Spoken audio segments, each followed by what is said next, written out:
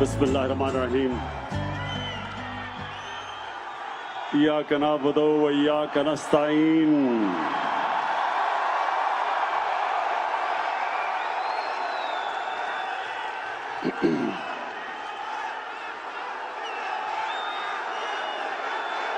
बहुत बहुत शुक्रिया।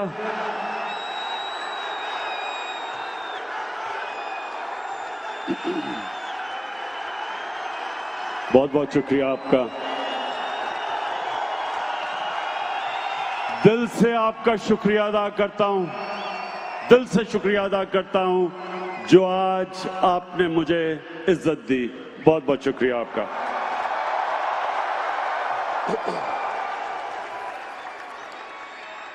अच्छा, वॉशिंगटन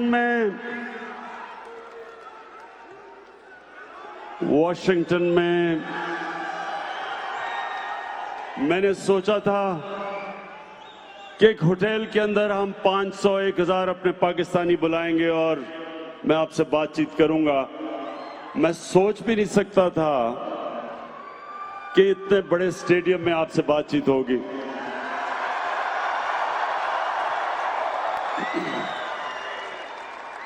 अच्छा, अब आपने बड़ी आराम से अब मेरी बात सुननी है। सारे नारे बाद में, पहले मेरी आपने अब बात सुननी है।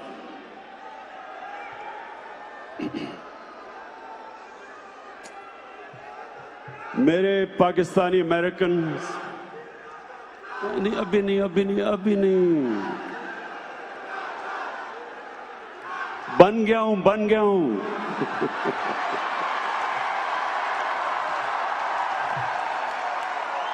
22 साल से सुनता था वजीर आजम इमरान खान, अब बन गया हूं। आदी नहीं हो रहे लोग इसके। अच्छा जी सुने, मैं सबसे पहले तो जिधर से भी आप आए हैं, जिन भी शहरों से आप आए हैं, मैं आपको खुशामदीद कहता हूं। और मैं चाहता हूं आराम से मेरी बात सुने, आराम से। मैं कहीं नहीं जा रहा, आराम से आपसे बात करना चाहता हूं। देखिए मेरे पाकिस्तानियों,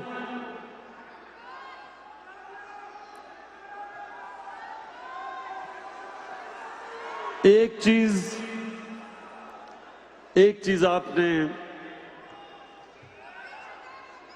चीज आपने याद रखनी है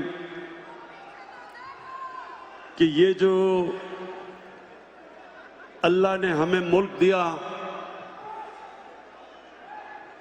सुने आराम से। पाकिस्तान जो अल्लाह ने हमें मुल्क दिया, ये किसी को भी अंदाजा नहीं है कि ये अल्लाह की कितनी बड़ी नेमत है। ये हमारा मुल्क, ये अल्लाह ने एक खास नेमत के तौर पे हमें दिया। और मेरे पाकिस्तानियों, ये वो मुल्क है जो इंशाअल्लाह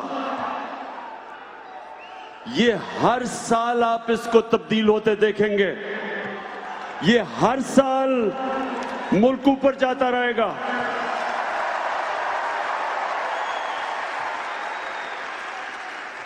अब दो चीजें आपने समझनी है कि क्यों जमहूरियत दुनिया में आगे चली गई और बादशाह पीछे रह गई। इसकी दो वजूहात हैं और मैं चाहता हूं कि ये याद रखें कि ये दो वजह है कि हम क्यों पीछे रह गए और दुनिया आगे चली गई। मेरे पाकिस्तानियों, जमहूरियत के अंदर दो चीजें हैं जो बादशाह में नहीं है। नंबर 1, जमहूरियत के अंदर मेरिट है। बादशाह के अंदर मेरिट नहीं है। खून के ऊपर बादशाह में रिश्तेदारी है, खून है। जमहूरियत के अंदर मेरिट है। दुनिया के अंदर जो मुल्क आगे गए मेरिटोक्रेसी की वजह से, जो मुल्क पीछे रह गए, जितनी कम मेरिट उतना मुल्क पीछे रह गया। मैं आपको सिंपल मिसाल देता हूं, क्रिकेट की मिसाल देता हूं। क्रिकेट में ऑस्ट्रेलिया दुनिया की वो टीम है जो दुनिया में सबसे कामयाब रही है। क्यों कामयाब है? क्योंकि ऑस्ट्रेलिया के अंदर जो उनका निजाम है वो सारा टैलेंट ऊपर ले आता है, मेरिट है। पाकिस्तान, मैं आप सबके सामने कहता हूं, मैं दुनिया में क्रिकेट खेला हूं, सबसे ज्यादा दुनिया में अगर मैंने क्रिकेट का टैलेंट देखा तो वो पाकिस्तान में।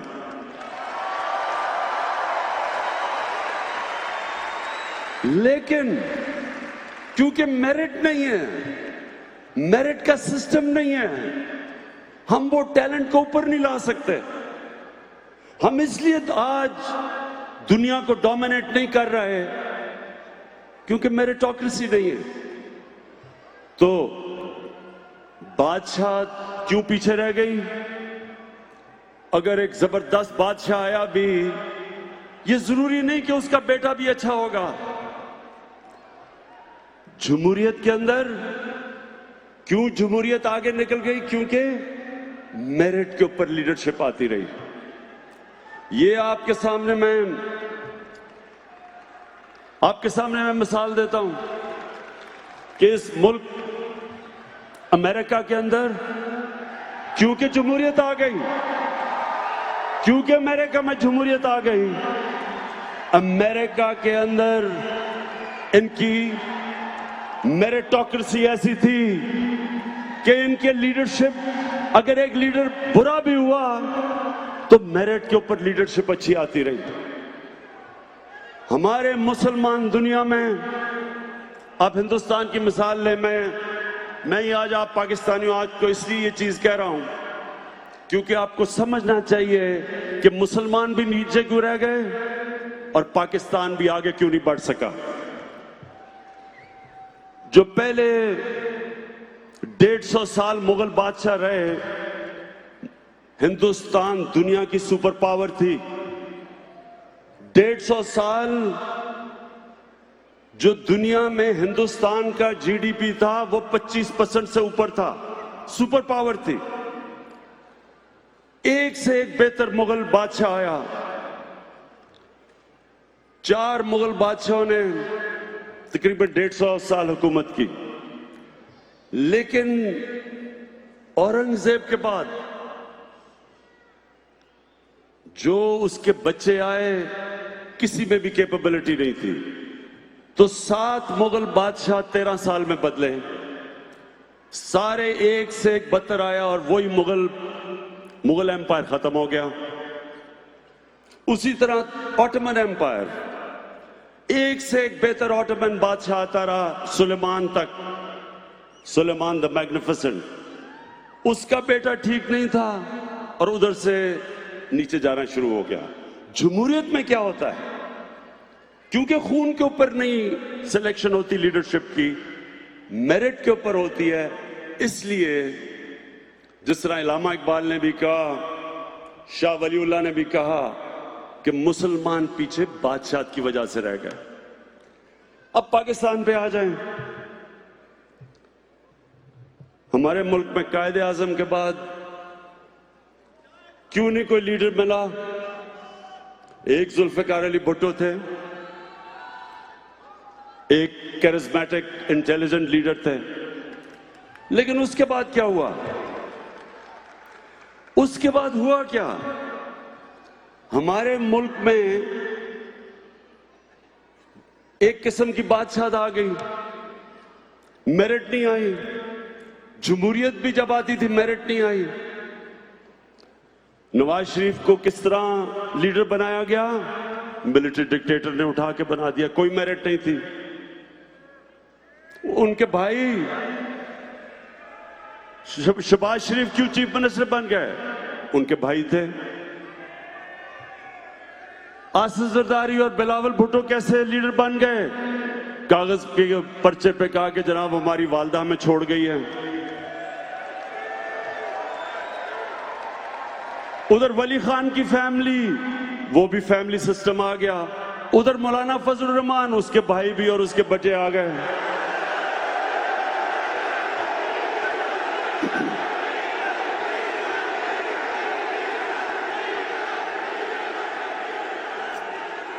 कहने का मकसद ये है कि जब जमहूरियत भी आई, मेरिट तो नहीं आई।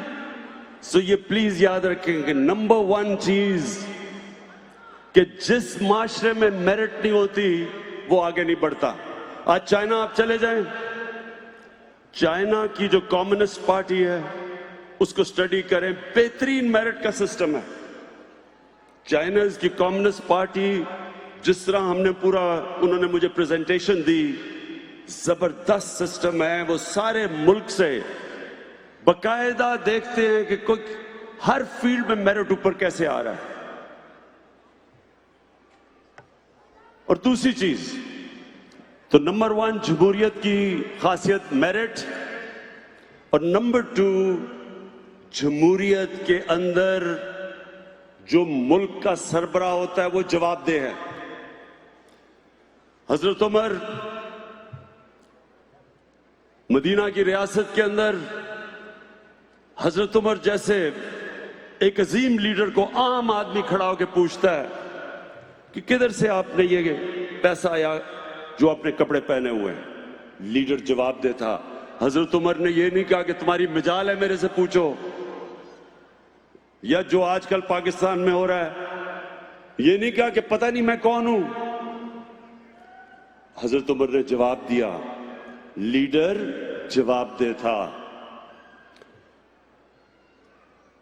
बरतानिया के अंदर जब जमहूरियत की शुरुआत हुई मैग्ना कार्टा में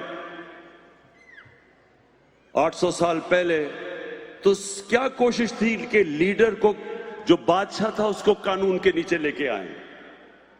और वो स्ट्रगल एंड में चलती चलती चलती उन्होंने, उनका बादशाह भी था तो वो भी जवाब देता।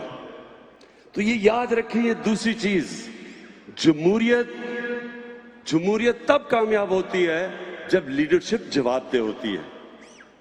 अब दूसरा हमारा देख ले पाकिस्तान का प्रॉब्लम, जब इनसे जवाब लेते हैं कहते हैं इंतकामी कार्रवाई हो गई।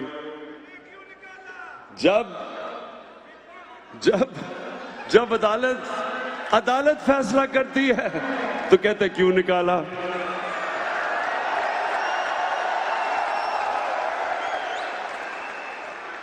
आप, और ये जो आज पाकिस्तान में हो रहा है, ये नया पाकिस्तान बन रहा है। कभी इन लोगों से जवाब नहीं लिया गया था, कभी लीडरशिप से जवाब नहीं लिया गया था। लोग कहते हैं ना जी कि किधर है नया पाकिस्तान, आपकी आंखों के सामने नया पाकिस्तान बन रहा है।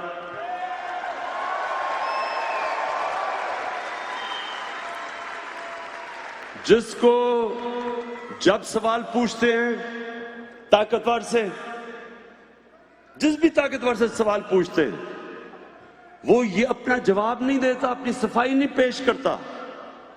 वो कहता है इंतकामी कार्रवाई है। एक तो सारे मेरी तारीफ करना शुरू कर देते हैं, जिससे पूछो, शाहिद खाकान अब्बासी से पूछो, आसिफ जरदारी से पूछो, नवाज से पूछो, शहबाज, सारे मुझे कहते हैं कि जी इमरान खान करवा रहा है। क्या करवाया इमरान खान ने? सारे केसेस इनके ऊपर पुराने हैं, हमने कोई केस नहीं किया, ये इनके जमाने के केसेस हैं। हमने सिर्फ इदारों को आजाद किया है, हमने सिर्फ नैब को आजाद किया है, हमने FIA को आजाद किया है। मेरे पाकिस्तानियों, नबी सल्लल्लाहु अलैहि वसल्लम उन्होंने कहा था कि तुम्हारे से पहले बड़ी कौमें बर्बाद हुई जिधर एक कानून ताकतवर के लिए और दूसरा कमजोर के लिए। हमारे सामने हमने अपनी आंखों के साथ सामने पाकिस्तान को नीचे जाते देखा है। मैं जब बड़ा हो रहा था 1960s के अंदर पाकिस्तान सबसे तेजी से तरक्की कर रहा था बर्रे-सगीर में, बल्कि एशिया में पाकिस्तान की मिसाल दी जाती थी। वो मुल्क जो सबसे तेजी से तरक्की कर रहा था, इंडस्ट्रियलाइज हो रहा था। हमारी ब्यूरोक्रेसी सारी एशिया में सबसे टॉप पे ब्यूरोक्रेसी मानी जाती थी। हमारे हॉस्पिटल, मैं गवर्नमेंट हॉस्पिटल में पैदा हुआ था। गवर्नमेंट हॉस्पिटल का बेहतरीन स्टैंडर्ड था। हमारी यूनिवर्सिटीज की डिग्रीज दुनिया में एक्सेप्ट होती थी। मिडिल ईस्ट से लोग हमारे पाकिस्तान में पढ़ने आते थे। एचएसएन कॉलेज जिधर मैं पढ़ा हूं, वहां मलेशिया के शहजादे आके पढ़ते थे। बाहर से लोग आके पढ़ा करते थे पाकिस्तान में।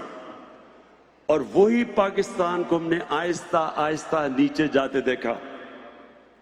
और वो नीचे क्यों गया? एक तो बदकिस्मती से जो 70s में एक सोशलिज्म आई, जो ना सोशलिज्म थी, ना तीतर था ना बटेर था, उसकी वजह से हमारी इंडस्ट्रियल ग्रोथ रुक गई।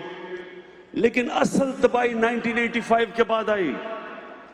1985 के बाद नॉन पार्टी इलेक्शंस में पहली दफा पैसा चलना शुरू हुआ। पहली दफा सियासत के अंदर रिश्वत चलनी शुरू हुई। पहली दफा सियासत के अंदर डेवलपमेंट फंड्स के नाम पे सियासतदानों को खरीदा गया। छांगा मांगा में रेस्ट हाउस में सियासतदानों को नीलाम किया गया। और हमने अपनी सामने पाकिस्तान को नीचे जाते देखा। तो आज हम जब इस मुल्क को उठा रहे हैं, ये दो चीजें हमने लेके आनी है। एक कि जो भी पब्लिक ऑफिस होल्डर है, जो मुल्क का सरबराह है, वो कौम को जवाब दे।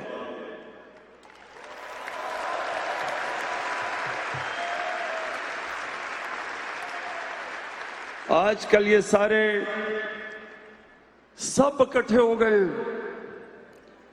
कोई दीनी जमात है, फजलुर रहमान इस्लाम को लेके आ रहा है, वो भी एक साथ है। दूसरी तरफ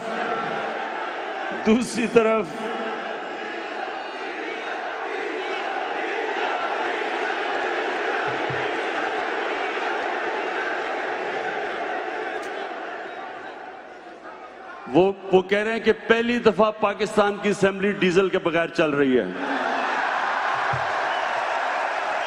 तो फजलुर रहमान, दूसरी तरफ सेकुलर बिलावल भुट्टो, वो भी साथ मिल गया। फिर नून लीग, जिसका पता ही नहीं कि वो क्या है, वो भी साथ है। सब इकट्ठे हैं। इनका सब एक मकसद है, सिर्फ एक मकसद है। इनका सिर्फ एक मकसद है। क्या है?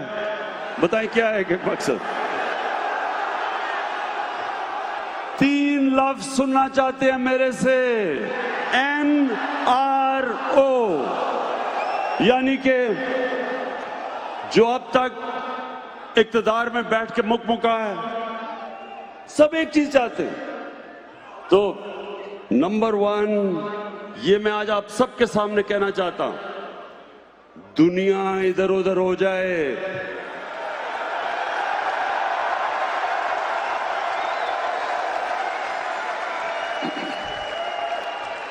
मुझे बल्कि बाहर से भी सिफारिशें भिजवाई हैं। एक आध बादशाह ने भी मुझे सिफारिश की है। लेकिन ये वक्त है, आज अगर हम खड़े हो गए, हमने ताकतवर का आज एहतसाब कर दिया, इनकी प्रॉपर्टीज अटैच करनी हमने शुरू कर दी हैं, इनकी बेनामी प्रॉपर्टीज हमने पकड़नी शुरू कर दी हैं। इनने जो अरबों अरबों रुपया बाहर लेके गए हैं, बाहर की गवर्नमेंट से हमने बातचीत शुरू कर दी है कि ये पैसा वापस लेके आए।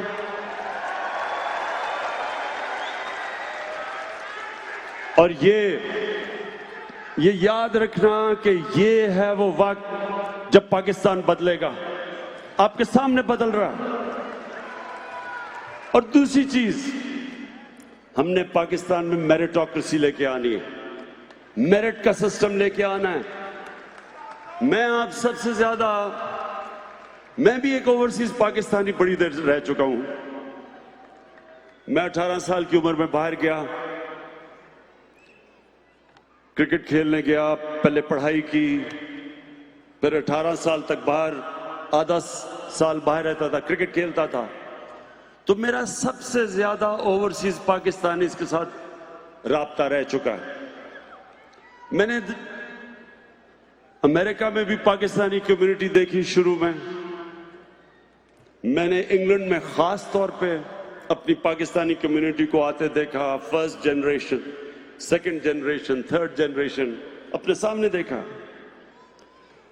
मैंने जो एक नतीजे पे आया वो ये कि हमारे लोग, जब उनको मौका मिलता है, जब जो अंग्रेजी में कहते हैं लेवल प्लेइंग फील्ड मिलती है, जब उनको एक ऐसा निजाम मिलता है जिधर मेहनत का फल मिलता है, जिधर वो मेहनत करता है उसको फल मिले, हर जगह मैंने पाकिस्तानियों को ऊपर आते देखा, एक्सेल करते देखा।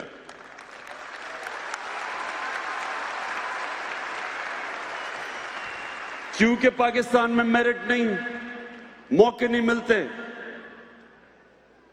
क्योंकि पाकिस्तान के अंदर वो सिस्टम ही नहीं जो मौका देता है आम आदमी को ऊपर आने का। हमारा तालीम का सिस्टम नहीं ऊपर आने देता। किस मुल्क में है इंग्लिश मीडियम थोड़े से तबके के लिए, उर्दू मीडियम बाकियों के लिए, फिर दीनी मदरसे? किस मुल्क में 3 सिस्टम चलते हैं? हमारा तालीम का निजाम ही हमारे निचले कमजोर तबके को ऊपर नहीं आने देता। एजुकेशन अपार्थाइड है, और यहां इधर मौके मिलते हैं लोगों को। मैंने अपनी आंखों के सामने मजदूर देखे आते हुए इंग्लैंड, उनके बच्चे मुफ्त गवर्नमेंट स्कूलों में पढ़े और वो देखते देखते किधर से किधर पहुंच गए। तो क्यों नहीं कर सकते हम अपने मुल्क में? और इंशाअल्लाह ये है पहली दफा पाकिस्तान में, अब ये पहली दफा हो रहा है पाकिस्तान में कि हम गवर्नमेंट स्कूलों के अंदर सिस्टम ठीक कर रहे हैं, एक सिलेबस लाने की कोशिश कर रहे हैं सारे स्कूलों के अंदर कि एक मेन सिलेबस हो सबके लिए।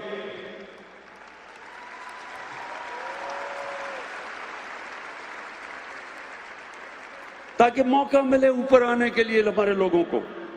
हम पहली दफा मदरसों के, हमने साथ बैठे मदरसों के जितने भी उनकी तंजीमें थी उनके साथ हम बैठे। अभी हमने उनसे मुआहदा किया है कि मदरसे के बच्चों को भी मौका मिले ऊपर आने का, उनके लिए भी दीन के अलावा साइंस के सब्जेक्ट पढ़ाए जाए, मैथ्स पढ़ाए जाए, मौका दिया जाए ताकि वो भी डॉक्टर्स बन सकें, वो भी ऊपर आ सकें। कौन तो अपने मुल्क में अब तक, अब सोचे 8 लाख बच्चे हैं जो इंग्लिश मीडियम स्कूलों में जाते हैं, 8 लाख। 3.25 करोड़ बच्चे जाते हैं उर्दू मीडियम में, 25 लाख बच्चे जाते हैं दीनी मदरसों में। तीनों पैरेलल सिस्टम है, 3 पैरेलल कल्चर हैं।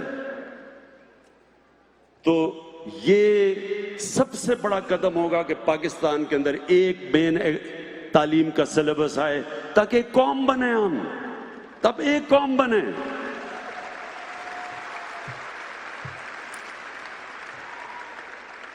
और मेरिट का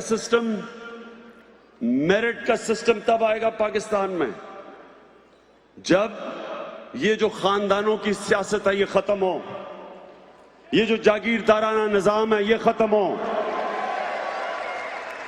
और ये पहली पार्टी है आपकी, तहरीक इंसाफ पहली पार्टी है। कोई इमरान खान का रिश्तेदार किसी ओहदे पे नहीं है, कोई मेरा दोस्त किसी ओहदे पे नहीं है। ये पहली पार्टी है जो मेरिट के ऊपर लोग आ रहे हैं। और इंशाल्लाह इस पार्टी से हम आपको नए लीडर निकाल के दिखाएंगे। जिस तरह मुराद सईद एक आम स्टूडेंट से उठ के एक लीडर बन गया है, फेडरल मिनिस्टर है आज, किसी का रिश्तेदार नहीं है। और हमाद अजहर अभी एक हमारा नया लीडर उभरा है जिसको फिर हमने फेडरल मिनिस्टर बनाया है। कहने की मैं ये कोशिश कर रहा हूं कि ये मुल्क, हमारा मुल्क आपके सामने उठेगा, आपके सामने आप देखेंगे कि सिर्फ हम निजाम ठीक करके मौका देंगे निचले तबके को ऊपर आने का। मैं आपको एक मिसाल देता हूं नमल यूनिवर्सिटी की। मैंने नमल यूनिवर्सिटी क्यों बनाने का फैसला किया? क्योंकि मियां वाली के अंदर मैं जब हल्के में फिरता था तो बेरोजगारी थी, नौजवान बेरोजगार फिर रहा था, जुर्म की तरफ जा रहा था, मंशियात की तरफ जा रहा था। तो मैंने सोचा एक टेक्निकल कॉलेज बनाऊंगा ताकि हुनर सीखे। लेकिन वो जगह इतनी खूबसूरत थी कि मैंने यूनिवर्सिटी बना दी। अब आप ये सोचें कि वहां उर्दू मीडियम के बच्चे, उनको पहले हमने अंग्रेजी पढ़ाई, फाउंडेशन कोर्स करवाया, ब्रैडफोर्ड के साथ वो यूनिवर्सिटी की एफिलिएशन करी। ब्रैडफोर्ड इंग्लैंड की यूनिवर्सिटी थी। मैं आपको अब ये समझाने की कोशिश कर रहा हूं कि कितना बड़ा टैलेंट हमारा नीचे है पाकिस्तान में, जिसको मौका नहीं मिलता ऊपर आने के लिए। वही बच्चे उर्दू मीडियम स्कूल से उठ के पहले इंग्लिश सीखी, फिर ब्रैडफोर्ड यूनिवर्सिटी की डिग्री उन्होंने बैठ के ली, और ब्रैडफोर्ड यूनिवर्सिटी में सिर्फ 12 या 13% बच्चों को फर्स्ट डिवीजन मिलती है। नमल में 55 से 60% बच्चों ने फर्स्ट डिवीजन ली।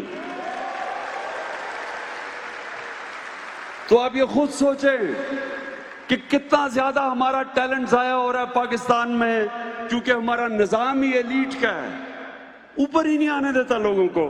तो सबसे ये दूसरा बड़ा हमारा चैलेंज है। लेकिन मैं आज अपने इतने बड़ा क्राउड जो पाकिस्तानी आए हुए, मैं आपको एक और चीज कहना चाहता हूं कि हमने जितना जितना टाइम गुजरता जा रहा है, ये 10 महीने, मैंने खुद, मुझे अंदाजा नहीं था कि अल्लाह ने पाकिस्तान को क्या क्या दिया।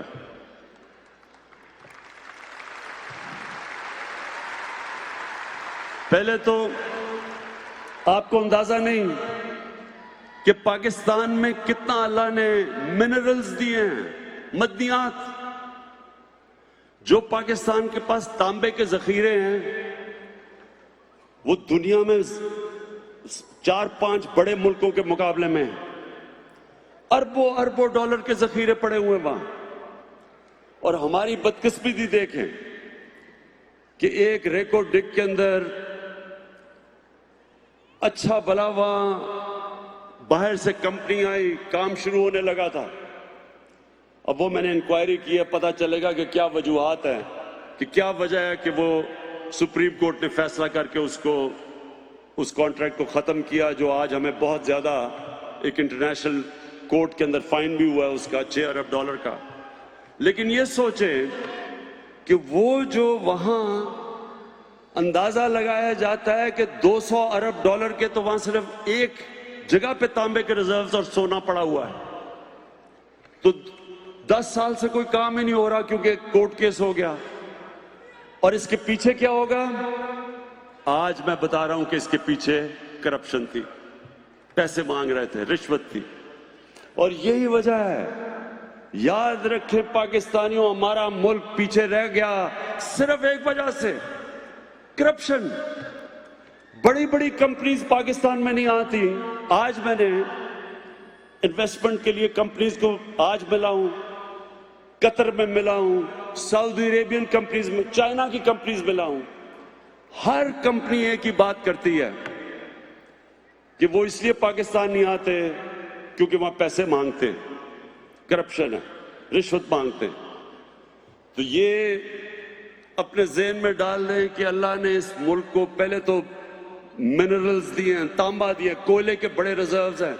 पाकिस्तान को तो कभी बिजली की कमी 100 साल तक नहीं होनी चाहिए, जितने बड़े सिर्फ कोयले के रिजर्व हैं थर के अंदर।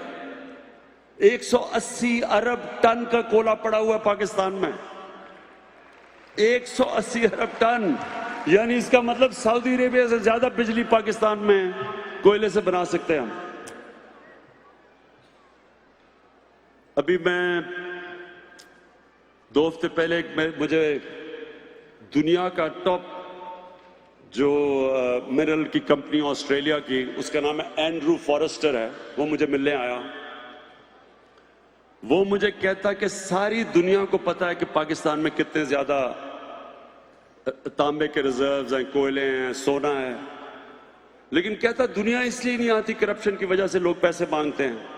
तो ये मैं आज आपको बता रहा हूं कि इंशाल्लाह आप देखेंगे कि ये अब कंपनीज पाकिस्तान आएंगी, बड़ी बड़ी कंपनीज, क्योंकि हमारे पास तो पैसा नहीं है जो मिनरल्स जो इनकी एक्सप्लोरेशन करें।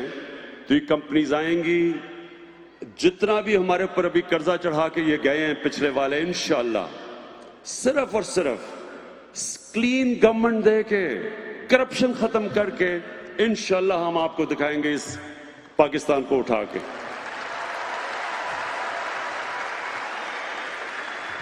हम चाइना गए, अब ये सुने जरा, जो हमें अल्लाह ने जमीन दी है, ये जो हमारे पास जमीन है, ये जरखेज तरीन जमीन है।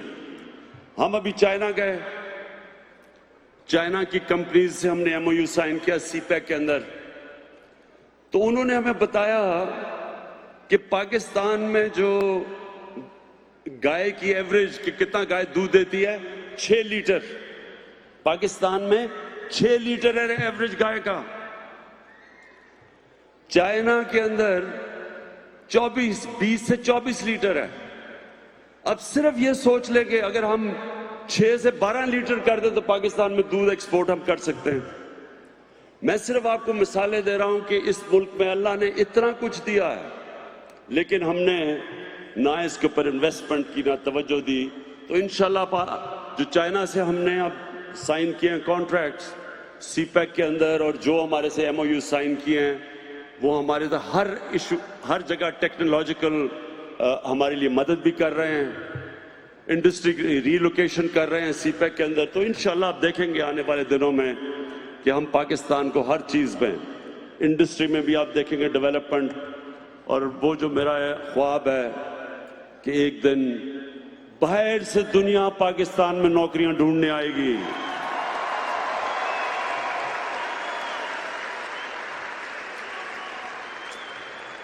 अब मैं आपसे ये, अब मेरे से सब पूछते हैं कि जी आपकी विजन क्या पाकिस्तान की, कि किस तरह का पाकिस्तान होना चाहिए।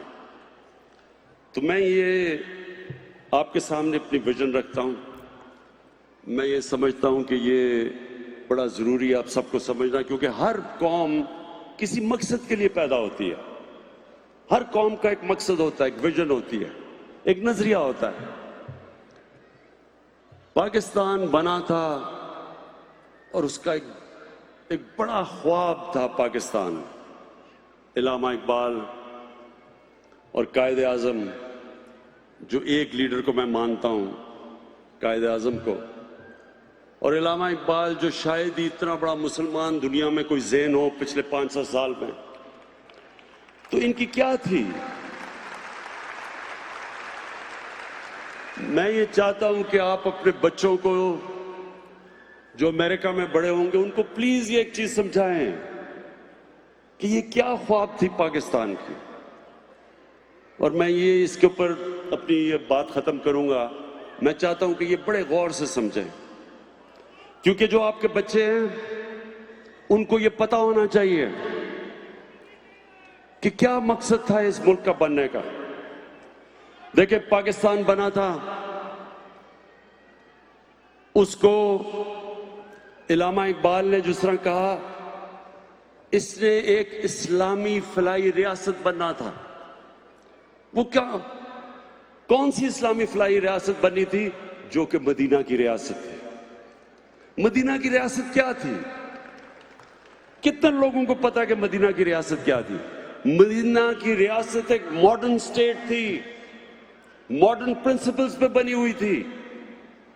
वो जो कुरान शरीफ के अंदर अल्लाह ने हमें कहा है कि नबी सल्लल्लाहु अलैहि वसल्लम की सुन्नत पे चलो, उनके रास्ते पे चलो, उनकी शरिया पे चलो।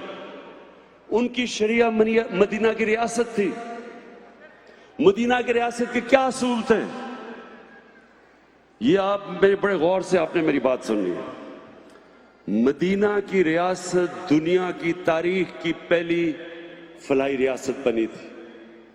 एक इंसानियत का निजाम बना था, अदल और इंसाफ का निजाम बना था। मदीना की रियासत के वो कौन से असूल थे? सबसे बड़ा असूल था, उसमें रहम था। एक कमजोर के लिए रहम था। बेवों, यतीमों, माजूरों, गरीबों, बूढ़ों को पेंशन्स पहली दफा मदीना की रियासत में शुरू हुई थी कि रियासत ने बूढ़ों की भी जिम्मेदारी ली थी।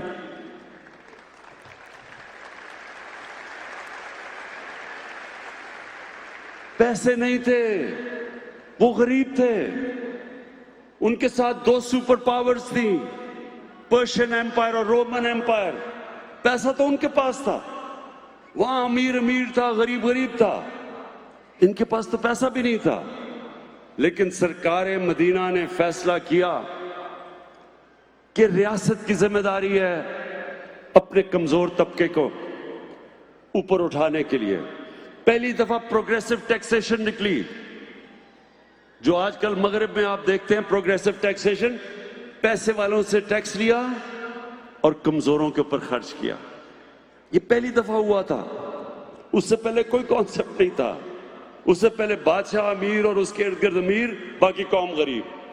ये जो प्रोग्रेसिव टैक्सेशन, पैसे वालों से लेके गरीबों को देना, ये पहली दफा मदीना में हुआ था। फिर ख्वातीन को राइट्स दिए गए थे, वो भी रेवोल्यूशन थी। पहली दफा ख्वातीन को हिस्सा दिया गया था जायदाद के अंदर। आज तक मुझे अफसोस से कहना पड़ता है कि आज तक पाकिस्तान में हम स्वाय थोड़े से शहरों के, देहात में आज तक हम औरतों को उनका हिस्सा नहीं देते जायदाद में। ये तहरीक इंसाफ अब कानून लेके आ रही है कि ये बाय कानून उनको देना पड़ेगा, हमारी औरतों को हिस्सा। फिर पहली दफा गुलामों को सरकार मदीना ने कैसे उठाया? उन्होंने कहा कि गुलामों को आपने बिल्कुल उस तरह ट्रीट करना है जिस तरह वो आपका फैमिली का मेंबर है। उन्होंने जो गुलामों, आप ये सुने जरा, आप कितनी दुनिया में जो ब्लैक अफ्रीकन हैं, कितना उनसे जुल्म हुआ, दुनिया में देख लें। लेकिन सरकार मदीना ने जब हजरत बिलाल को उठा के उन्होंने माशरे का एक मेंबर बनाया, उससे क्या हुआ? मुसलमान दुनिया वो वाहिद एग्जाम्पल है जिधर गुलाम बादशाह बन गए। स्लेव डिनेस्टीज थी हिंदुस्तान में, स्लेव डिनेस्टी थी। कुतुबुद्दीन ऐबक गुलाम था। तुर्की में ममलूक्स वो गुलाम थे, वो जो बादशाह बन गए। ये गुलामों को आजाद किया, ख्वातीन को राइट्स दी, इंसानों को बराबर किया। जो उनका आखिरी खुतबा था अराफात के ऊपर, जो नबी सल्लल्लाहु अलैहि वसल्लम का आखिरी खुतबा था, उन्होंने ह्यूमन राइट्स का चार्टर बताया जो आज यूएन कह सकती है। वो आप ये समझेंगे कि आज यूनाइटेड नेशंस का चार्टर अनाउंस हो रहा है, जो उन्होंने आखिरी खुतबे में कहा कि इंसान बराबर हैं, चाहे जो मर्जी उनका रंग हो। जो माइनॉरिटीज थी, मिसाक मदीना साइन किया यहूदियों से, ईसाइयों से कि आपकी जो इबादत गाह हैं उनको हम प्रोटेक्ट करेंगे। ये सारे मॉडर्न कॉन्सेप्ट्स थे। और ये बनना है पाकिस्तान ने। ये है हमारी विजन। ये पाकिस्तान हमने बनाना है। एक इंसानियत का निजाम, एक इंसाफ का निजाम, एक मेरिट का सिस्टम। जो मदीना की रियासत ऊपर कैसे गई? मेरिट का सिस्टम था। जो भी ऊपर हो, जो भी अच्छा करता था उसको ऊपर ले आते थे। खालिद बिन वलीद वो कमांडर था जिसने तकरीबन मुसलमानों को जंगे ओहद में शिकस्त दे चुका था। उसको उन्होंने उठा के सैफुल्लाह का खिताब दे दिया मेरिट के ऊपर। बड़े पुरानों ने कहा जी हम आपके साथ ज्यादा देर से लड़ रहे हैं, तो ये आपने खालिद बिन वलीद को क्यों सैफुल्लाह का दिया? मेरिट के ऊपर दिया। मेरिट का सिस्टम था, जो आता था, जो भी उम्मा में आता था मेरिट के ऊपर वो ऊपर आ जाता था। तो हमने भी पाकिस्तान में वो उसूलों के ऊपर अपने मुल्क को खड़ा करना है, और इंशाल्लाह आप ये देखेंगे कि अल्लाह ने जो हमारे मुल्क में टैलेंट दिया है, जब मौका मिलता है हमारी कौम को, लोग दुनिया में जिधर जाते हैं ऊपर से ऊपर चले जाते हैं। मैं जब क्रिकेट में ऊपर गया था तो मैं इंग्लैंड गया था। इंग्लैंड में मैंने सीखी थी क्रिकेट, और हम वापस जब इंग्लैंड से आए तो फिर हमने अपने लोगों को, अपने बाकी खिलाड़ियों का स्टैंडर्ड रेज किया। और अब वर्ल्ड कप के बाद मैंने फैसला किया है कि मैं अब ये पाकिस्तान टीम को ठीक करने लगा हूं। इंशाल्लाह आप लोगों को तकलीफ है।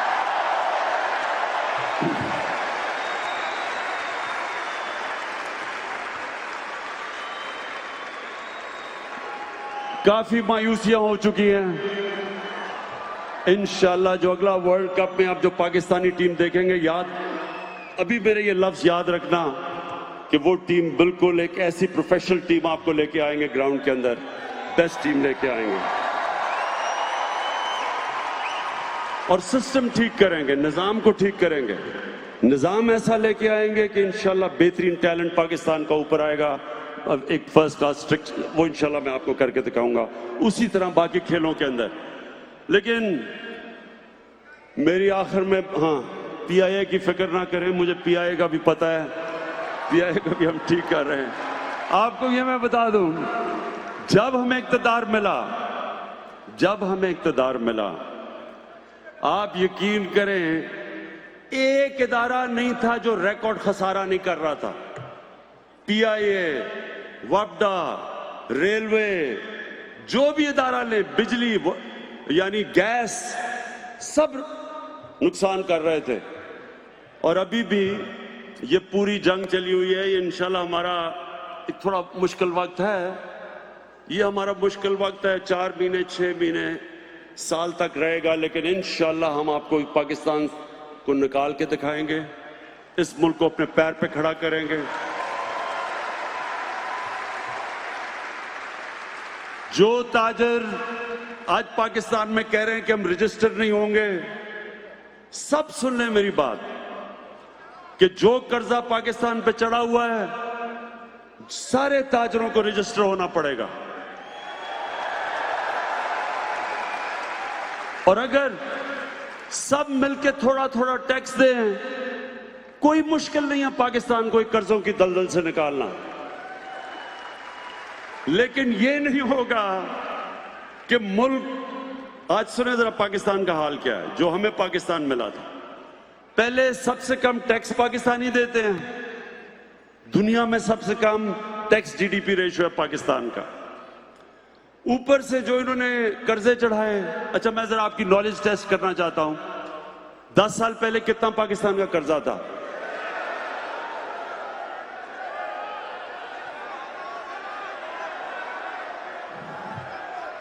6,000 अरब रुपया 10 साल पहले पाकिस्तान का कर्जा था।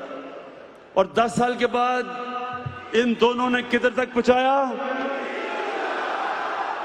30,000 अरब रुपया।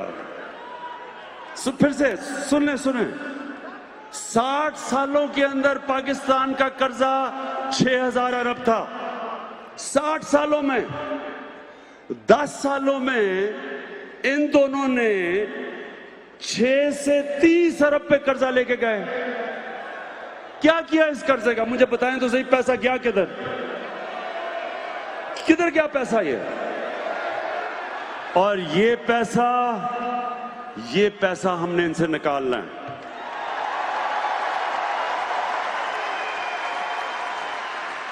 मैं फिर से इनको कहना चाहता हूं, जो मर्जी आपने करना करें, सब इकट्ठे हो जाते हैं जी जमहूरियत बचाने के लिए। अपने पैसे बचाने के लिए सब इकट्ठे हो जाते हैं। आप इकट्ठे हो जाएं। आपने धरना करना है, मैं आपको कंटेनर दूंगा, उसमें धरना भी कर लें। आपने जलसे जुलूस करने हैं, वो कीमे के नान के बगैर आपके लोग नहीं निकलते। हम शायद तहरीक इंसाफ के वर्कर ही भेज दें थोड़े से, ताकि आपके जलसे थोड़े से बड़े हो जाएं। जो मर्जी करना करें, आपको पैसा वापस करना पड़ेगा।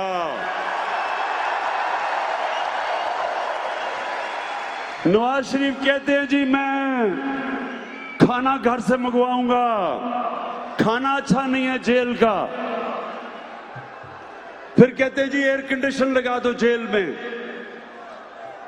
अब टीवी चाहिए जेल में।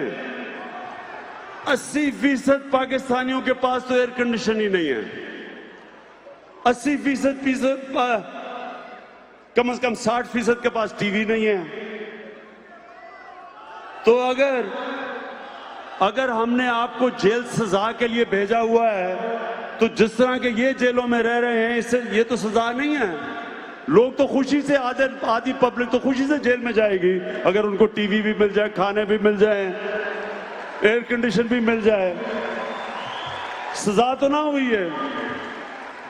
तो मैं ये आप सबको आज वॉशिंगटन, आज सबको ये कहना चाहता हूं कि वापस जाके मैं ये टीवी शीवी तो जेल से निकालू ना। मैं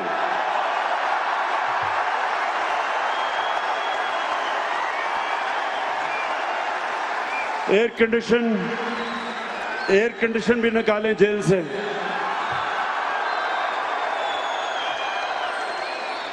मुझे पता है मरियम बीबी बड़ा शोर मचाएगी, लेकिन मरियम बीबी पैसा वापस कर दें, वो जेल से बाहर जा सकते हैं। पैसा वापस कर दें। एक तरफ हमारी कौम, हमारे लोगों के पास ना अच्छा अस्पताल है, ना स्कूल है, ना साफ पीने का पानी है कई जगह, क्योंकि पैसा नहीं है हमारे पास। और दूसरी तरफ आप जेल में फैसिलिटीज इसलिए, और आसिफ जरदारी दूसरे जेल में है। जरदारी का भी मैं देख रहा हूं, वो जेल में जाता है, अस्पताल चला जाता है, सारा टाइम अस्पताल में गुजार लेता है। आसिफ जरदारी आपको भी जेल में रखेंगे, ना टीवी होगा, ना एयर कंडीशन होगा।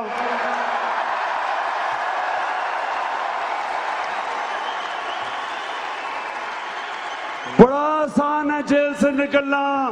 पैसा वापस करो, हम जेल से आपको निकाल देंगे।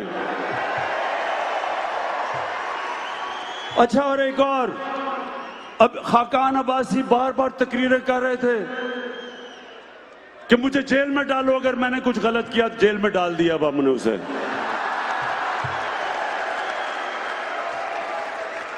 अच्छा, मौलाना फजल रहमान,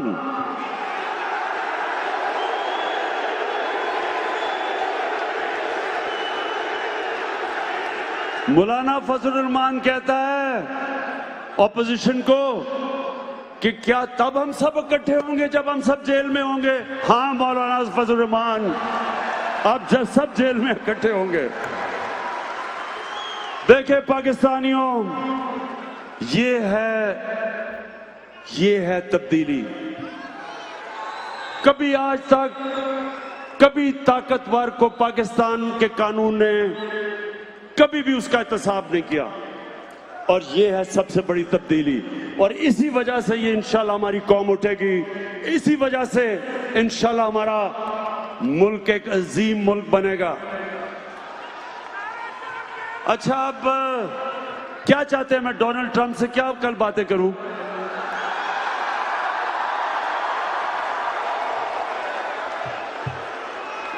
मैं पर्चियां लाया हूं जेब में, मैं पर्चियों से पढ़ूंगा बैठ के।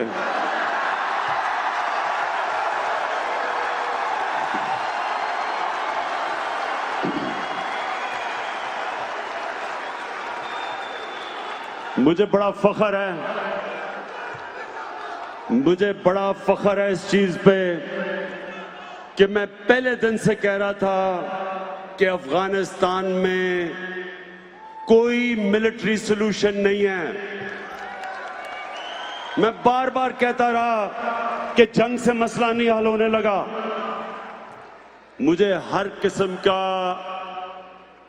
किस्म की मुझे बुरा भला कहा गया, दहशतगर्द कहा गया, तालिबान खान कहा गया, पता नहीं क्या क्या कहा गया। लेकिन अल्लाह अल हक है, सच का खुदा है। आज सारी दुनिया कह रही है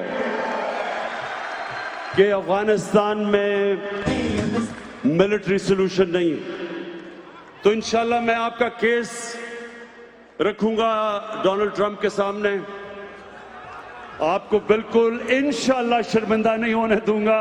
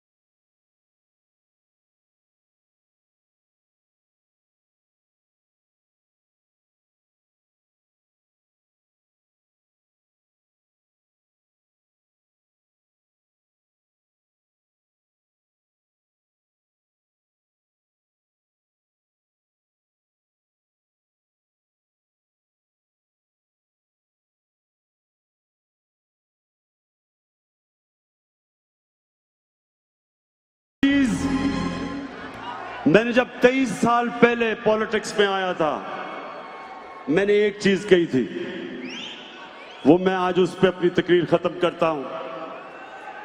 पाकिस्तानियों, 23 साल पहले मैंने एक चीज कही थी, मैं उस पर अपनी बात खत्म करता हूं, और वो ये था कि ना आज तक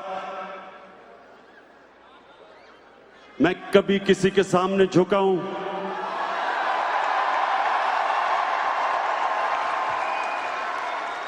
सिवाय अल्लाह के, और इंशाअल्लाह कभी अपनी कौम को किसी के सामने नहीं झुकने दूंगा, इंशाअल्लाह।